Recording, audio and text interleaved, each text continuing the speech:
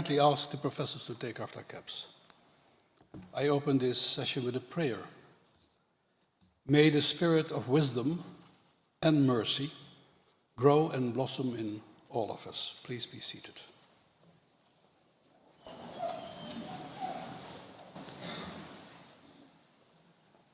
Dear guests, Monsignori van den Hende and Hogenboom, the honorary rector of our sister university in Leuven, Professor Mark Vervenne, our colleagues, professors, the deans. May I also particularly mention the mayors, Hoes, Stappershoef and Jans, who are with us today, the students, of course, and the associations they represent, the colleagues of our university, and all those who have taken the effort to be here today to celebrate with us our 98th anniversary. It's a special birthday because we have in our midst our future honorary doctor, Professor Clifford. Also a very great welcome to you and your guests flown in from Canada and some people that live in the Netherlands. Your niece is also in the cortege, is a professor of mathematics at the University of Amsterdam, I've read. Very much appreciated that you are here to witness a great moment. I will soon open the extra and special meeting of our doctoral board for bestowing on you, Professor Clifford, the doctorate honoris causa. But let me say a few words about the central theme also of your work, why it is so dear to us and why it's so urgently important and relevant today in this world. Today, November 25, we celebrate our 98th birthday. This very day, 80 years ago, when our great university celebrated its 18th birthday, so coming to age at that time, Queen Wilhelmina, for the first time after the war, appeared again in a free country in a common gathering of the both chambers of Dutch Parliament after that terrible Second World War, the war of the Holocaust. As our Prime Minister mentioned this morning, on the occasion of again a special assembly of our newly elected Second Chamber and the Senate to celebrate the 80 years of freedom and democracy regained, at that same day, the 20th of November 45, also another historic event took place. In Nuremberg, the trial of a special court started to bring all those who violated the rule of law, human rights, human dignity to justice. Not revenge, not by weapons, not violence, but the noble practice of law and justice were used and practiced to both punitive and restorative justice. Not revenge, justice. Not the rule of power, but the rule of law. The evenly precious as fragile institutions of democracy and the rule of law were again installed, and as such an enduring sign of hope. Freedom and the rule of law, democracy after terrible war restored, after terrible years of violence, hatred, dehumanizing words, and especially acts. Those who have experienced these horrible years still know and feel on the basis of their own experience how fragile democracy and the rule of law are. And what happens these days in many places in the world, and we all know them, but also in our own society, demand the insight that peace and justice and the rule of law and democracy cannot be taken for granted, and demand an active and critical support of the critical and constructive voices that support and develop it, and if necessary, help to restore it. Especially also, I would say these days, in universities all over the world, that we consider here in Tilburg also to be institutions with a duty of hope. These often different voices have to be prepared for dialogue, because the voices are different, which is a crucial skill. We might even consider it as an art for any form of democracy and guarded by the rule of law itself.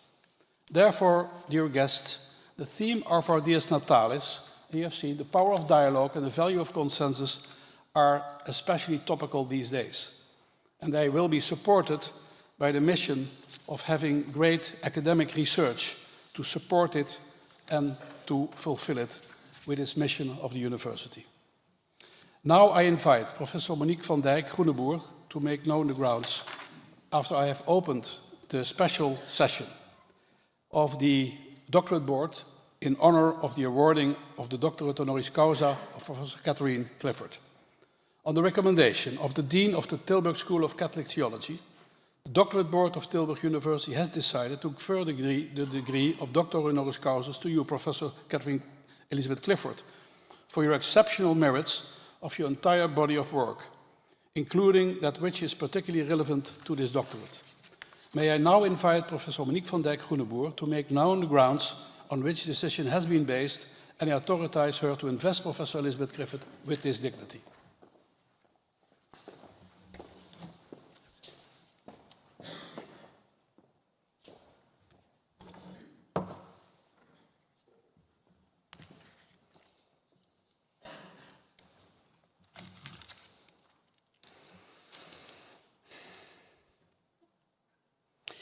If there is one thing the world needs right now, it is silence.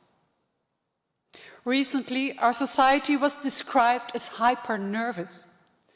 The pressure to achieve is enormous, which causes mental illnesses. We are active and online for 24/7, taking little time to reflect that our text messages actually address other human beings with whom we are connected. What we need is silence, especially in those places where there is so much violence and war. Silence and time to truly listen to what the other says, even if it is not what we'd like to hear, even when we see it as different or even strange, because the other has another perspective, as a consequence of another background, a different gender, race, religion, or spirituality.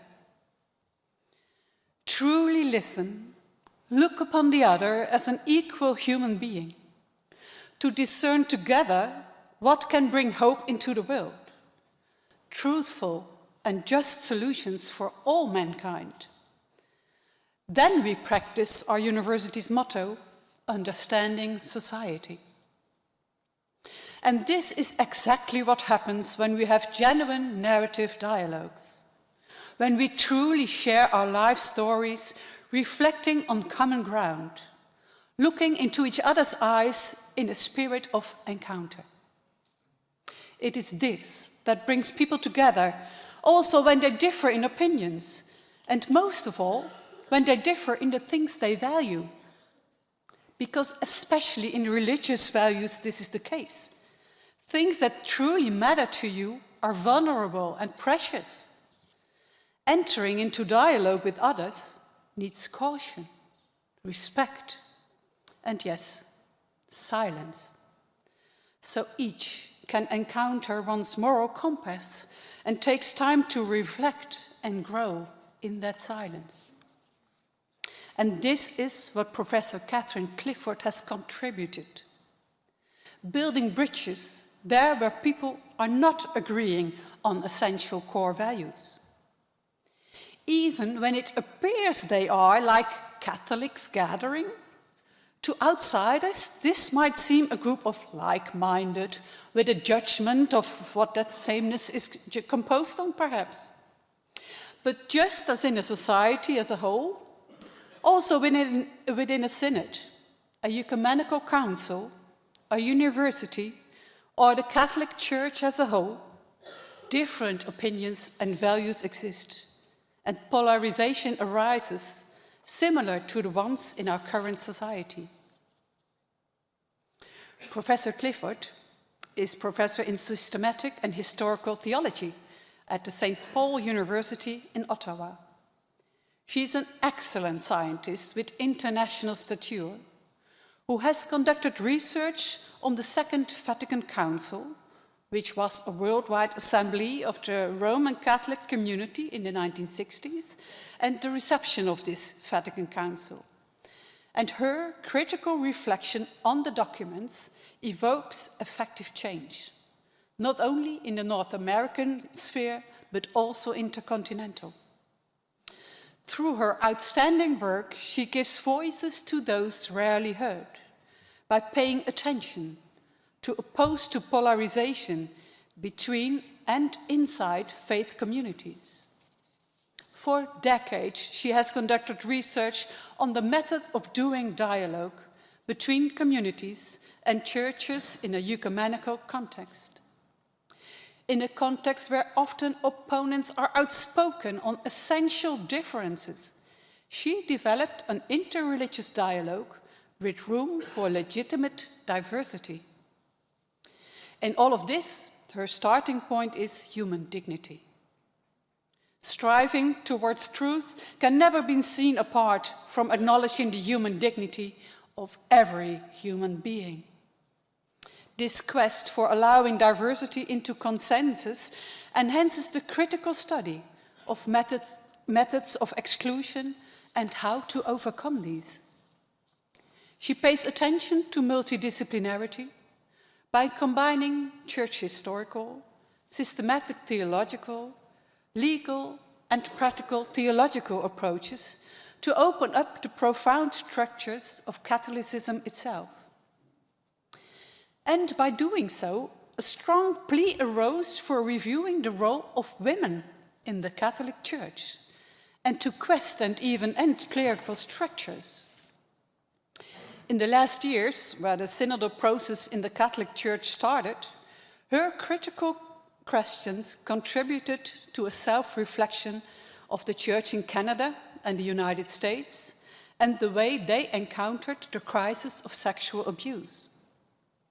Also, her pointing at the role of women in decision-making positions in the Church were taken seriously in the Roman governing bodies.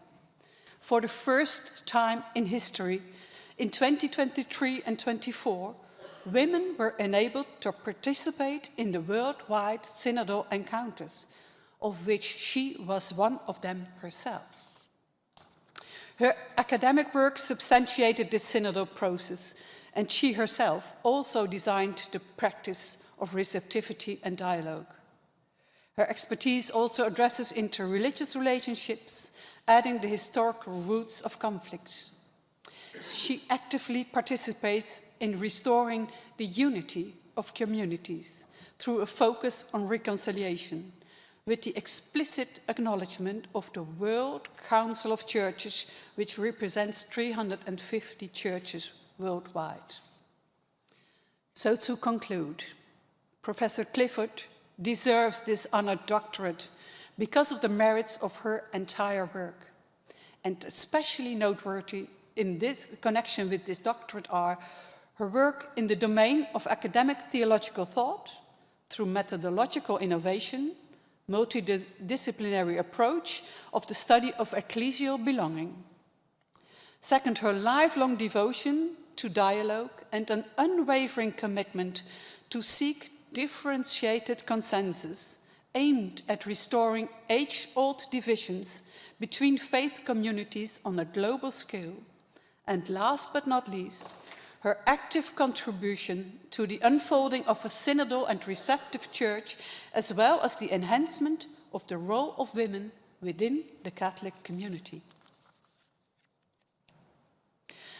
I now like to invite the Beadle to escort Professor Catherine Elizabeth Clifford forward.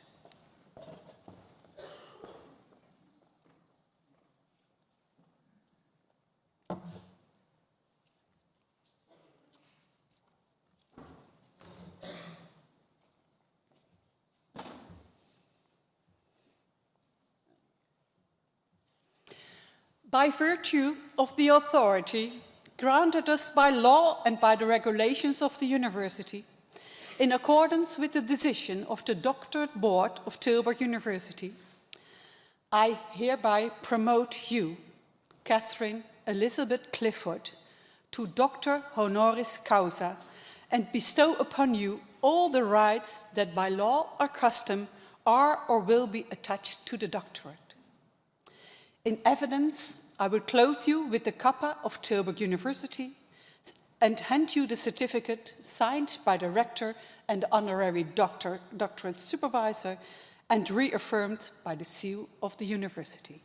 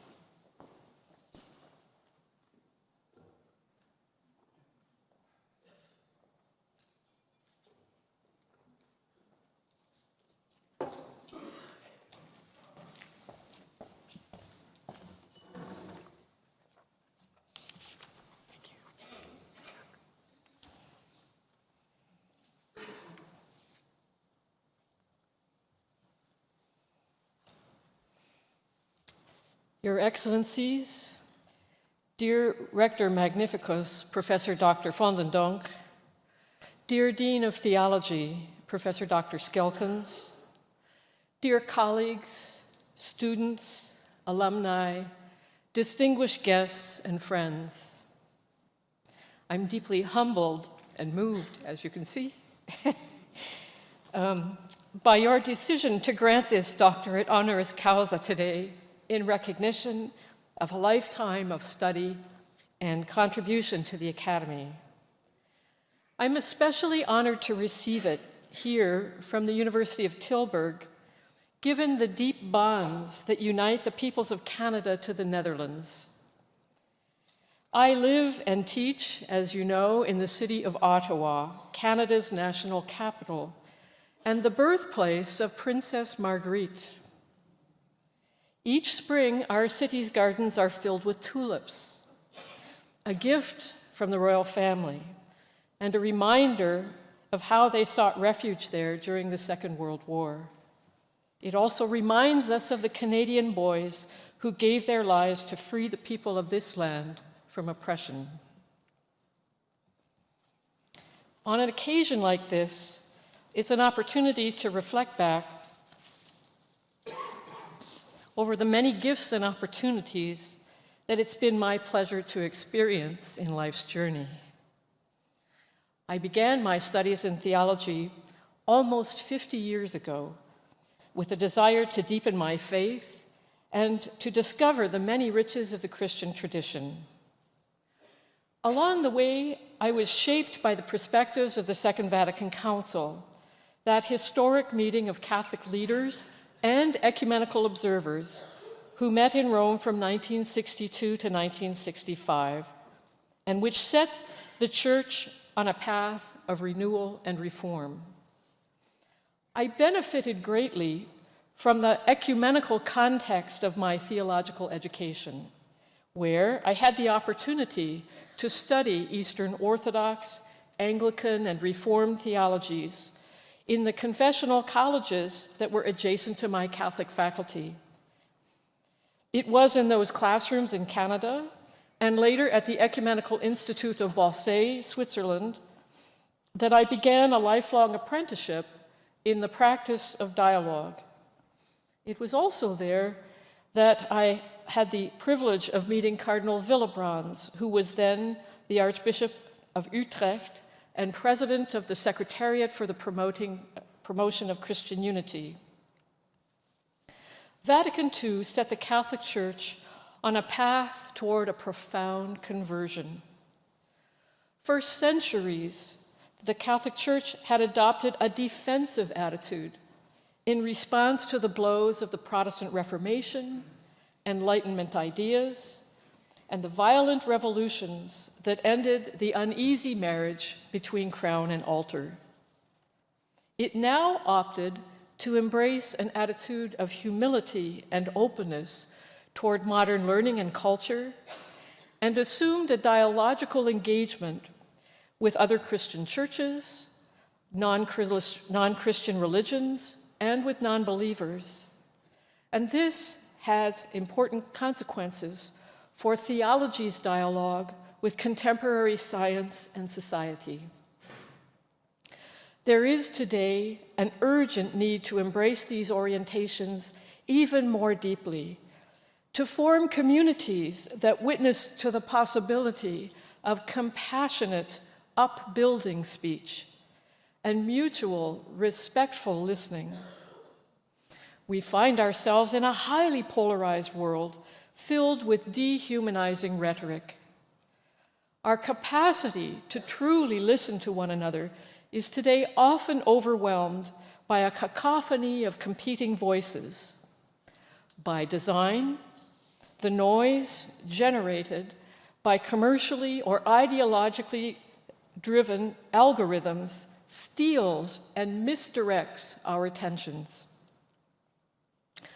Journalist Carol Off has conducted thousands of radio interviews as host of one of Canada's most reputable current affairs programs. And she writes of how she became alarmed by the strident language of the show's guests, who often became angry, irrational, and accusatory. In a space intended to be one of thoughtful conversation, it became increasingly difficult to find reasonable voices, she writes, willing to engage a diversity of perspectives. Given the many crises facing our civilization, she observes, there has rarely been a greater need for cooperation, and yet we have become incapable of talking to one another. American commentator David L. Brooks suggests that the root of the rage present in so much of contemporary culture is that many people, and particularly young people, no longer feel valued, heard, understood. He contends that we need to recover the art of seeing and hearing others deeply.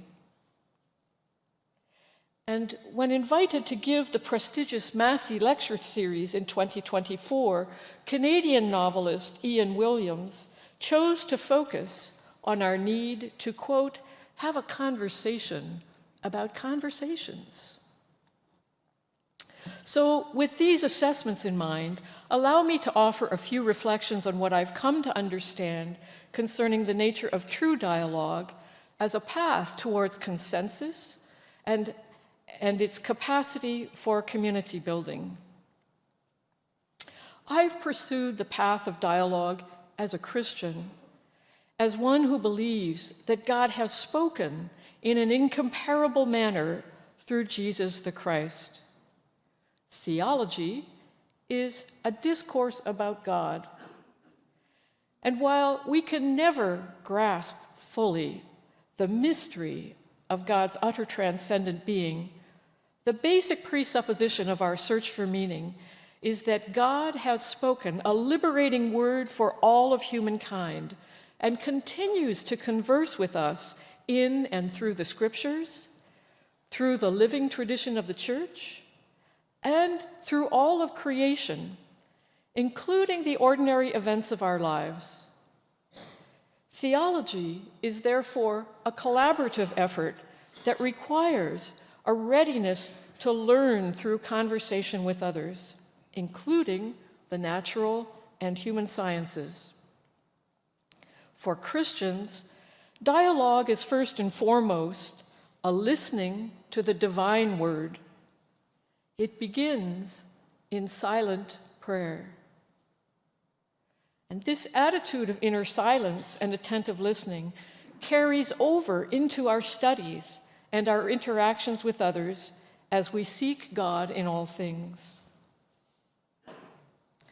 Those who engage in ecumenical work frequently encounter the suspicion that dialogue is really a dubious business, a form of negotiation, a soft tactic that inevitably gives way to relativism. And some fear that this Catholic commitment to dialogue is just a ruse, a devious strategy whose goal is merely to convert others to our point of view. In the vision of Vatican II, however, authentic dialogue is an ascetical practice of listening and discernment grounded in rigorous scholarly research, where theologians from different confessions seek together a deeper and fuller understanding of God's plan for the church and for the world. The first principle of ecumenical and interfaith dialogue entails an attitude of utter respect for the dignity of the other and for their freedom of conscience. I do not seek to impose my perspective on others. Rather, I seek to understand others as they understand themselves. This requires the generosity of attentive listening. While remaining loyal to the convictions of my own faith tradition, I enter the conversation with humility, ready to learn and to receive from what my partner has discovered in their search for truth.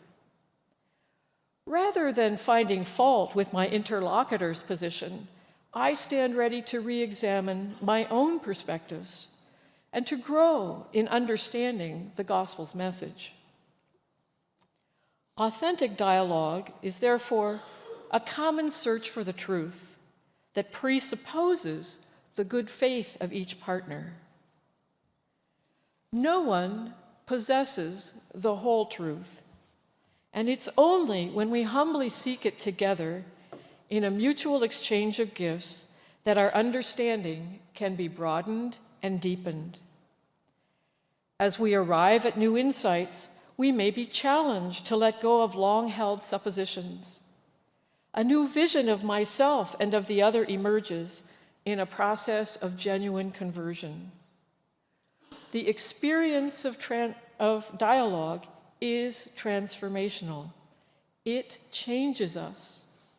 It broadens our horizon and expands the heart. In ecumenical dialogue between Christian churches, we seek a common understanding of the gospel, especially to overcome church-dividing differences, so that we can give a more credible witness to the reconciling love of God in the world. And in interfaith dialogue between the great world religions, we seek to deepen our understanding and respect for all that is good and true in the non-Christian religions, and to strengthen the bonds of friendship so that we might work together for the common good of humanity. In the 60 years since the Second Vatican Council, the Catholic Church has engaged in official dialogue at the international level with virtually every Christian denomination. Through these discussions, theologians have reached consensus on a wide variety of questions. The Church has also been a leader in promoting dialogue and mutual understanding among the great religions, and in fostering a culture of collaboration and peacemaking. Yet Catholics have been slow to apply the habits and practices of dialogue within our own communities. The same polarizing trends that we witness in the world have seeped into the life of the Church, making it urgent for us to develop a culture of what we now call synodality. Synodality represents a fresh reception of the Second Vatican Council and its insight into the equal dignity and co-responsibility of every baptized Christian. Synodality implies a culture of dialogue and practices of collective decision-making in a context of prayer and discernment, and following the example of the early Christian Church. We have now embarked upon the implementation phase of the Synod on Synodality, which began in 2021, and which calls for the conversion of the whole Church. Catholics around the world were consulted and expressed a desire that their communities become spaces of welcome for all.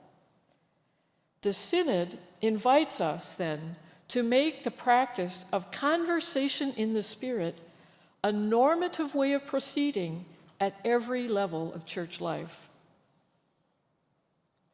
This transformation of Catholic ecclesial culture is not going to happen overnight, but it will require a lot of work and formation of every Christian in the practices of mutual listening, respectful speech, and shared discernment. The world needs the prophetic witness of mature Christians who are agents of dialogue and reconciliation. And the Synod, in its final document, invites us to consider that a church in dialogue, a synodal church, can become a social prophecy for today's world, inspiring new paths in the political and economic spheres, and increasing collaboration with all those who believe in fellowship and peace in the world. Catholic universities have a vital role to play in forming men and women who will be those conscientious citizens, agents of dialogue and reconciliation, willing to serve the common good. On November 1st, when declaring St. John Henry Newman a Doctor of the Church and co-patron of its educational mission, Pope Leo XIV appealed to Catholic educational leaders. Our institutions, he said, should be gateways to dialogue and peace that form people so that they might shine like stars in their full dignity. And he urged us to embrace the mission of educating the whole person, saying, "Shine today like stars in the world through your authentic commitment to the collective search for the truth and to sharing it with generosity and integrity. Indeed," he said, "you do so through your service to young people, especially to the poor, and your daily witness to the prophetic character of Christian love." Thank you.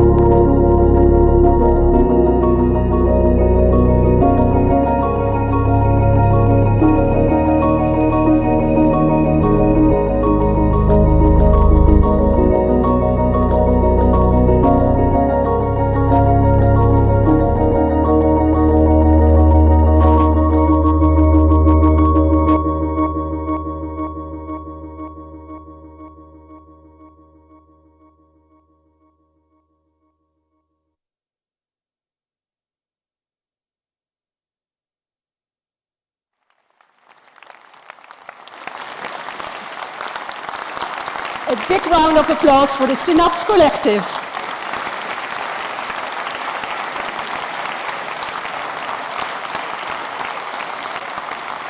The 4 dancers are from the Dance Art in Context program of the Fontis here in Tilburg, so local talent.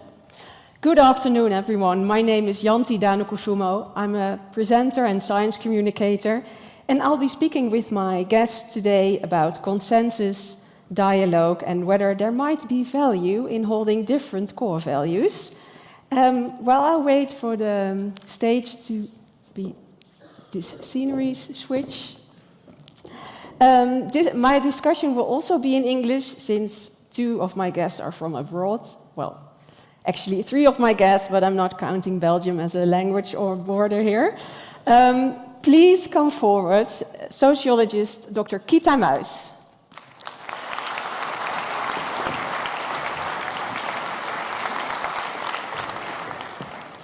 Philosopher Dr. Paolo Santori.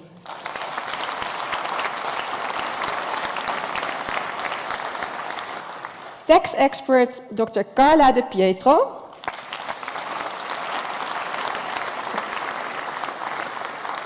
And cultural scientist Dr. Iko Mali.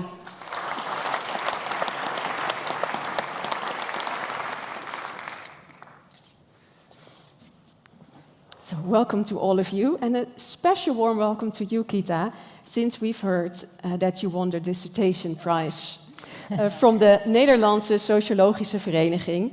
You won this prize for your dissertation, Who Are Those People? Causes and Consequences of Polarization in the Schooled Society.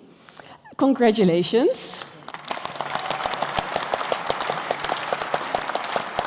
And I've heard that the award ceremony is currently underway, but you have chosen to be with us this afternoon, which we greatly appreciate. Together, we are going to discuss whether conflicting visions can create space for deepening, connection maybe, and please feel free to respond to each other during this conversation. Kita, we just heard in Professor Catherine Clifford's speech that we find ourselves in a highly polarized world. Just how polarized are we right now? What do you think? Yeah, well, as a scientist, I would say it depends. It depends on how you look at the concept of polarization. So if we say polarization is about people increasingly disagreeing in values, in opinions, increasingly become more extreme in these values, growing apart, let's say, I would say then, no, we are not that polarized. We actually see that differences that people hold when it comes to values, attitudes, that they are actually quite stable over time. And overall that we see in some aspects that people are actually becoming more alike in their values over time, in the Netherlands, but also in other countries in the world. Over time, as in recently, or? A couple of decades even. We started, for example, with the European Value Study measuring from 1980 onwards. And since then, yeah, we rather see agreement instead of disagreement actually over time. So in that sense, I would say there is no polarization. I do agree, as I heard in the speech as well, that maybe it's not so much about these differences that we have, because there are still differences. They are just not growing that much in values. But it's more about how we deal with these differences. So we see a form of polarization, for example, affective polarization, increasingly liking our own group, disliking the out group. That these feelings are to some extent. And you say values. Can you give an example of what kind of values? Yeah, so we say values, you can say very fundamentally, for example, that we find it important to help others, to look after each other, or the extent to which we value tradition, conformity, but also more what we would call attitudes. Maybe unexpectedly, a lot of people think that we are growing apart in our attitudes when it comes to migration, for example. What do we think of immigration? It's a hot topic in politics, but it doesn't mean that the attitudes that we see underlying voting behavior, for example, are differing so much. These have actually been quite stable, and we actually over time have become a bit more tolerant towards immigration. So it's in a lot of diverse aspects of values, attitudes, we see these type of trends. Paolo, if values do differ, can conflicting views then actually open up new layers of understanding? I think so. I think it depends on what we do with these conflicts, as been mentioned before. And I have a word that I want to add to the discussion that I pre-prepared, that is sympathy. Sympathy is a philosophical concept elaborated by many, but mostly by Adam Smith, who is mostly known to be the father of political economy, right? Exactly. The wealth of nation. But he was a philosopher, moral philosopher. 1759, he wrote the theory of moral sentiments. And he said sympathy is both a natural inclination, but also a virtue. What did he mean? Natural inclination, sympathy means we naturally try to put ourselves in the shoes of other people, not literally, right? Imagining me being in your situation, like a moderator. What do you think? What do you feel? What I will think, what I will feel if I will be in this role. But then he had a very more nuanced and interesting, for this conversation, meaning of sympathy. That is, sympathy is mostly imagining to be in your situation, being you. So not what I will feel in your situation, not what I will feel, but what you, I imagine, are thinking now and are feeling now. Now, why this is important? Because Smith said, and here he didn't invent anything, that we naturally do this, for example, with the people we love. In the Christian tradition, we have this beautiful word by Thomas Aquinas, the mutua inesio, which means mutual indwelling, inhabitation, like the lover inhabited, live in the heart of the beloved and vice versa. Oh, beautiful. And I work in Dante building, and Dante Alighieri was a genius and read Aquinas. In the Divine Comedy, he put another, sorry for all this quote, I will end it up soon. But he said this very beautiful thing in the Paradise, Canto 9, se io mi intuassi come tutti in me. Now, Carla can confirm, intuarsi and in me are not Italian words. Dante invented them. In English, will be transforming into you and into me in verbs, into youing and into meing. This is more or less what Smith meant by sympathy. I arrived to the point. This is easy with people we love, with family, people of our colleague. It's very difficult with people we don't know, with strangers, but also with people who have very different values from ourselves. Now, why sympathy is a virtue, and why polarization and different views can be? Because precisely when we have opposite views, we can practice to do this kind of sympathy with each other, and we probably will not reach consensus, but at least we reach understanding. And that is... Then what's the difference between sympathy and empathy? Yes, that's very debated in philosophy, right? Oh, my goodness. Some people say, well, empathy is putting myself in your shoes, imagining being me, while sympathy is putting myself in your shoes, imagining me, you. And this is something, another concrete example, that we do all the time when we read classic novels. When we read classic novels, like The Count of Monte Cristo, my favorite, we read so many details about the character that we imagine to be in the character situation, not being ourselves, but being them.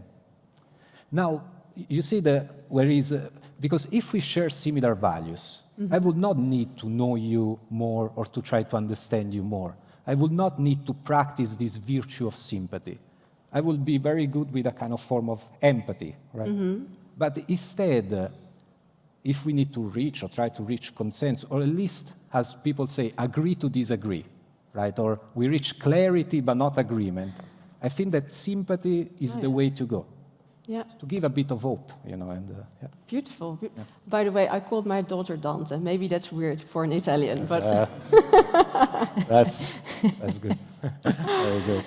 Carla, your research approaches the theme of dialogue and consensus, today's theme, from a very specific and concrete angle, through international tax cooperation between developed and developing countries. Yes.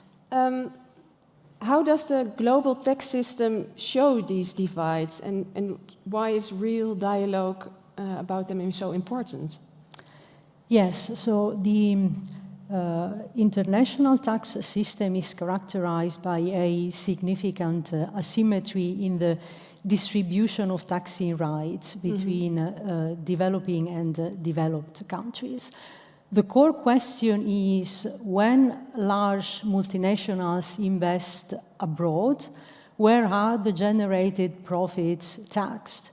In the state where these large companies are headquartered, normally the wealthier countries, or in the state where corporations go to invest and where they actually generate these profits. For example, developing countries, because they are rich of natural resources. The issue is that current international tax rules favor taxation in wealthier countries where corporations are tax resident. And you asked, what's the importance?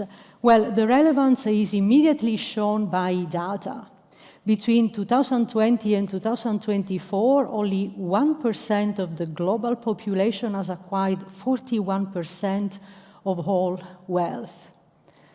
So it's a huge imbalance, which is alarming. And that also shows actually that inequality is increasing also in wealthier societies. Right. So, in fact, we are confronting a conflicting relationship between developing and developed countries, where actually both parties have, at least to a certain extent, a legitimate claim to tax rights, because revenue is important to fund public goods and public services, both in developing and developed countries. And these are precisely the conflicts I take into consideration in my research, where I also show the positive role that conflict may play. And what is clear also in practice in the international tax cooperation is that when international rules are actually, in fact, imposed by the largest economies with a top-down approach, this approach has only brought mistrust and polarization. But we already see some instances when conflicts are properly managed. These conflicts between developing and developed countries are properly managed, so embedded in... What's properly managed then? What's the proper? Managed means to develop indeed procedural and also normative mechanism. But there is, for example, an element that I consider, I emphasize in my research, which is also creating awareness. Creating awareness has been extremely important in the last 3-4 years in international tax cooperation, and it means, because, for example, academics have had an extremely crucial role by objectively explaining the fiscal consequences of some very complex international rules that are being developed, like a global minimum tax. And why is this important? It's important for developing countries because there is an important problem of capacity of tax administrations. So explaining the fiscal effect of international tax rules is important for developing countries, but it's also important for society because taxation is one of the most powerful, I would say, instrument to guarantee equality also in society. So it's something of which citizens, voters, must be very aware. Yeah. Yeah, but that's interesting because although global tech cooperation may seem far removed from everyday life, you already mentioned elections and public debate, the underlying issue is quite similar. Who gets to shape the rules, whose voices are heard or left out. Iko, is it right that social media, where the public debates also takes place, has the image of steering things up, or do they actually provide space for different voices? It's a difficult question to answer, especially as an ethnographer. I would like to start somewhere else, because it's a dominant narrative that we are now living in a polarized society because we have social media. Social media are just seen as the cause of it, and I would think that's not the case. I think what we are seeing is that we are moving from a period of consensus, a neoliberal consensus, and before that a liberal consensus that is in fact was a consensus of power. Certain groups in society had power and they're losing power at the moment, and as a result we get polarization in the sense that we see new actors coming up. Far-right actors, Donald Trump and so on, and are using those digital tools. And that is key. So digitalization facilitates those new voices. Remember, Donald Trump got elected against his own party. He was not supported in 2016 by his party, but he could win because he could use those tools. So I think that's very important to realize. People do things with digital media. On the other hand, we know that digital platforms have ideologies and values and norms built into them. And then to a certain extent, that becomes very visible in the fact that it all has to be popular content. And we know that popular content, especially in Silicon Valley platforms, are mostly is mostly content that sparks outrage, fear, and so on. So if you click the hate button or the angry button on Facebook, we know that it's going to be shown 5 times more than if you just like things. So angry messages circulate more, but we can see also people using those social media to find connection, to build positive movements, and so on. But I think it's more difficult for those groups. But it works both ways, right? You named Trump, but maybe this example of the new mayor of New York. Could you elaborate on that, maybe? Yeah, it's a very interesting example. So you have Zoran Mamdani running for mayor against all odds. I think a year ago he was a complete unknown, taking positions that, especially in the context of the United States, would seem to be unelectable. He's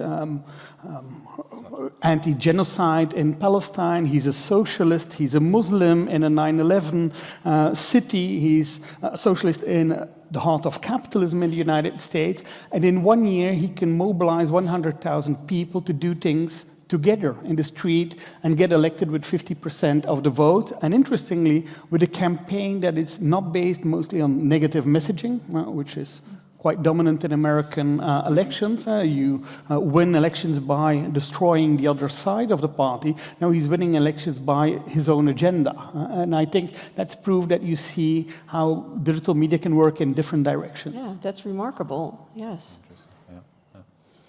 Paolo, Yes. would you like to respond to that? Or? Well, it was very thought-provoking, but I still, because you mentioned it's very important to understand who owns this digital media and what direction they give. So it seems that into the end, on the surface, there seems to be a battle between opposite views, but everything, especially with the negative reaction, is about make these things profitable, right?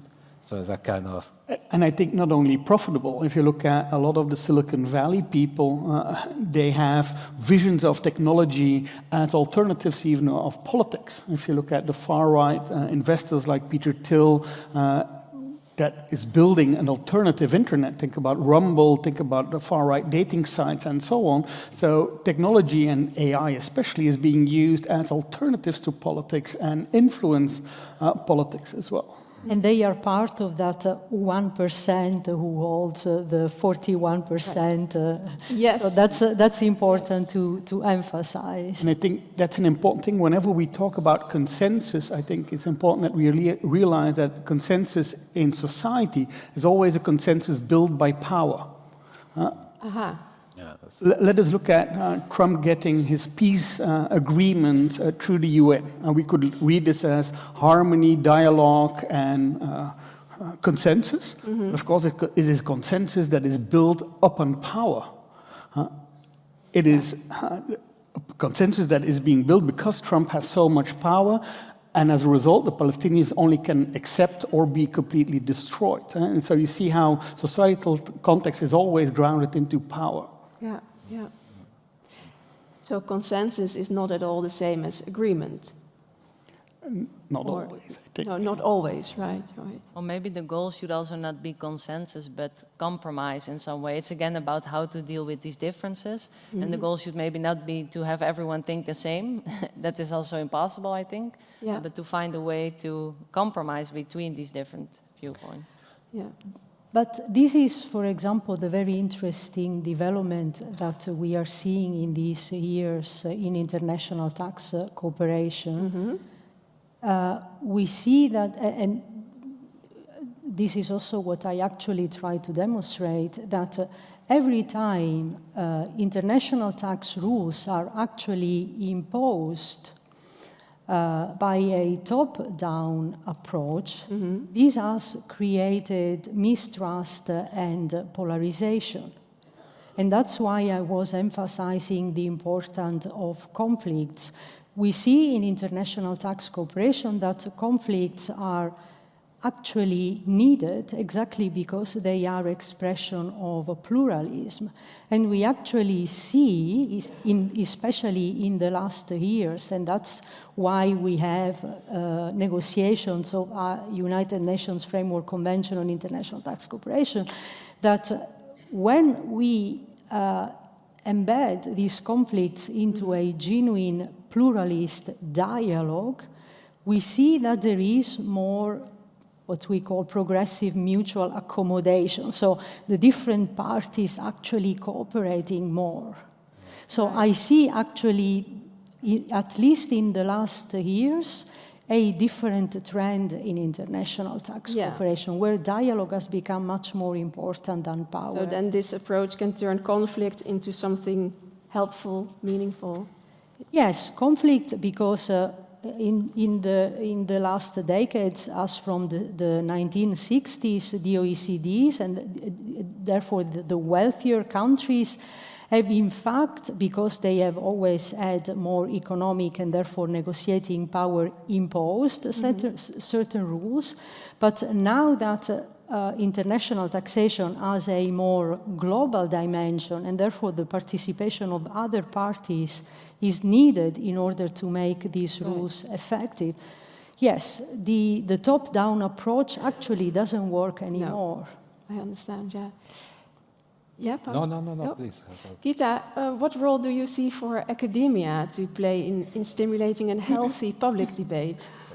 Yeah, a big role. I think it's very important. It's interesting to see. So, for example, I see in my research that the higher educated actually are a more homogeneous group than other people in society. So we actually are more alike in our views, in our values, in our attitudes. And I think that sometimes, in that sense, there might be, even too much consensus, and that we are actually not open anymore to see that there are other groups with other values. That is not per se a threat. It's just a different point of view or a different set of value priorities.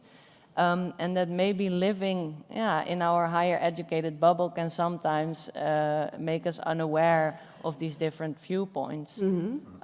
So I think it's up to us as well to connect to these different groups and be open to that and be aware of it. And that can only be, I think, through connection and to finding that relationship. Do you agree? Can there be such a thing as too much consensus? Well, among philosophers, I mean, there is deep disagreements, but I agree in principle. And I also see a commonality in what has been said before, that obviously every dialogue has some structural elements, the settings, the power imbalances in which a dialogue takes place that can guide. But I want to put, if you allow me, because you are the moderator, just a single stress also, again, on the individual or maybe collective ethical commitment that we need to do when we approach a dialogue. Who was the famous philosopher who wrote dialogues? Plato. Plato wrote a dialogue called Gorgias, in which the protagonists were Socrates and Gorgias. And Gorgias was a master of winning argumentative side. He could take an argument and make it say something, and then the opposite, and win the argumentation. So they do all this dialogue. At a certain point, Socrates stopped and said, Gorgias, if we have to continue with dialogue, you have to tell me what is your ethical commitment. Are you trying to win the argument, or are we trying to aim to the truth? That's something that seems banal, but it's very profound. I mean, that's something that I think, as academics, not all philosophers, but we can try to teach.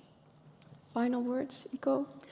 Well, I think it's the role of an academic not only to be good in producing good science, but that you also have to take up a social role, of course, especially in a context where we see the crumbling of democracy, attacks on human rights and so on. I think it's our task to speak up and go in dialogue with society. Right. Well, thank you. This has been very insightful already. Yes, I'm sorry, Paolo. Yes. Thank you all. Unfortunately, we already need to wrap up. May I have a big round of applause for Kita Muis, Paolo Santori, Carla De Pietro, and Iko Mali. Thank you very much.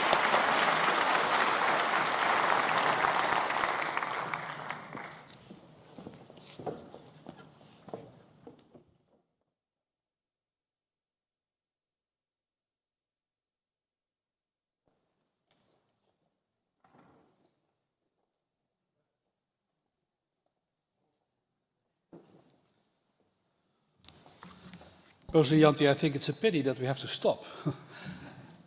But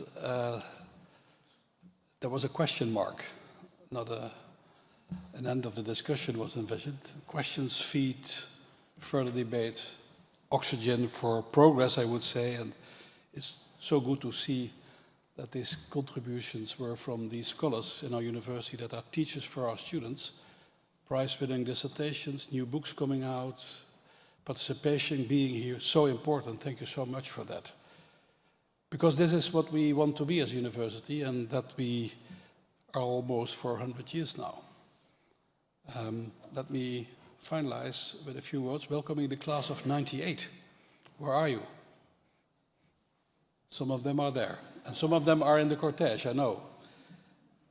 We have that tradition to invite you back to our campus, and that will be even more so up to our festivities for the 100 years that will be there.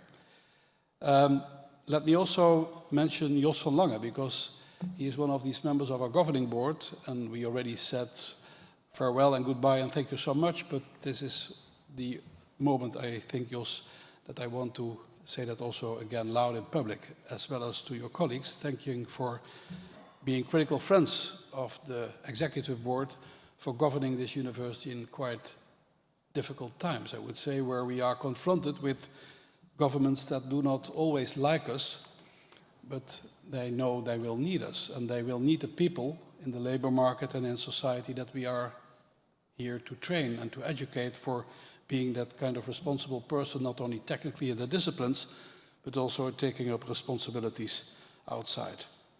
I would like to thank also the team that has organized, again, this Dies Natalis. There is a lot of work always done by an excellent team by making us, by giving us the opportunity to have this kind of nice debates and nice addresses, and the Dr. Honoris Causa was really great in inspiring us in that field. And let me always also thank the people that are not in this room, but were outside our room. We know that they are angry and they have viewpoints that also are relevant for the debate. And I want to say, of course, we had to organize this meeting inside, but I am really grateful for them, and I want to say that out loud, that they respected also the dignity of this meeting so that we are also able to listen to them. Thank you so much for respecting, and that will also be a promise for seeking difficult solutions in very, very complicated questions that we have to face together, because we have to face them together. There is no alternative. We now will go to have, of course, a reception in the Grand Foyer here in our beautiful Copenhagen building. And speaking about the building, there will be a nice exposition on the history of this building, and I'm asking your attention for that. And there will be a little booklet for you all, so please take the time to also look into the beautiful characteristics of this national monument. But of course, we also raise a glass on the celebration of our anniversary, and you're also invited to take part and to have the opportunity to congratulate our new honorary doctor. So finally, I would like to ask you to leave the auditorium after the cortege of the professors, row by row, starting with the guests here on the first rows. And now I would like to invite you to stand, because I want to close the ceremony with a prayer.